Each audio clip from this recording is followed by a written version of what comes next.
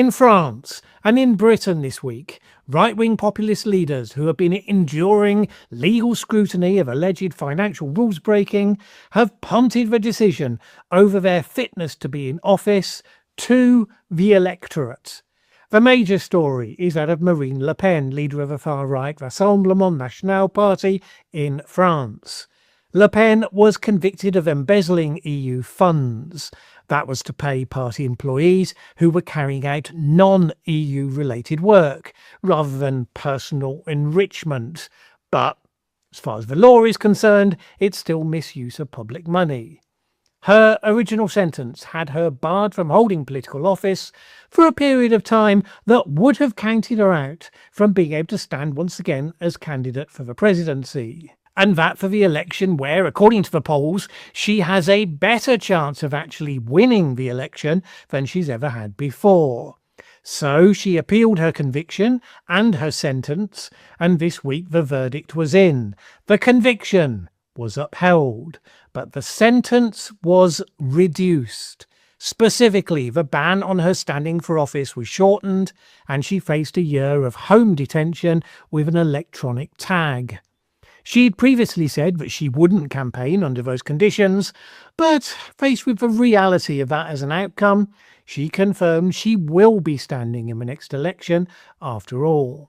And the pitch is the obvious one. Beloved of MAGA-style populists everywhere, the establishment is out to get us. Yes, it may look like I embezzled money, but really it's just the deep states doing their best to sabotage me for the real crime of speaking the truth, and so on and so on.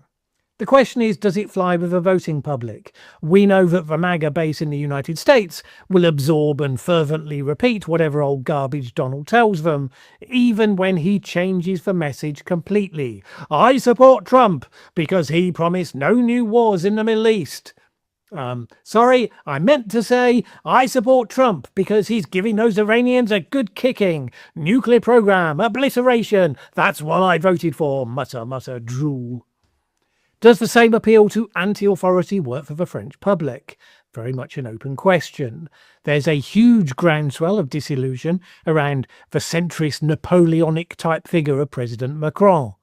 And as you sometimes see in elections, when people have sat on seething resentment and dislike for an extended period of time, it can lead to some pretty dramatic consequences. Now, Macron can't stand in the next election, so it depends how well others can distinguish themselves as real characters and put some distance between themselves and Macron. But Le Pen and the far-right party generally have been historically seen as toxic, beyond the pale, for a very long period.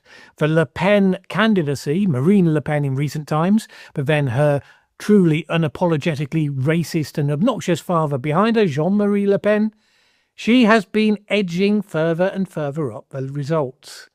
Le Pen has done a lot to detoxify the party since taking over from her father, although, let's be clear, it remains a pretty radical proposition. France holds two-stage presidential elections. The first stage, which in 2027 will take place on April the 18th, all candidates are available for you to vote on. Then the top two go through to a final head-to-head runoff round. That's 2 weeks later on May the 2nd. Generally what happened was that as soon as you got to the runoff, if Le Pen had gotten to that stage, which in latter years she has done, everybody who'd voted for any other party other than the National Assembly would vote for the other person, regardless of whether they like them personally or not, just to keep the far right out. One of the unknowns of this election is we have no idea who else would be in that runoff election. Lots of new people are standing. I mean, really, 32 declared and potential candidates. Before Marine Le Pen's conviction, polls were showing her winning the presidency outright.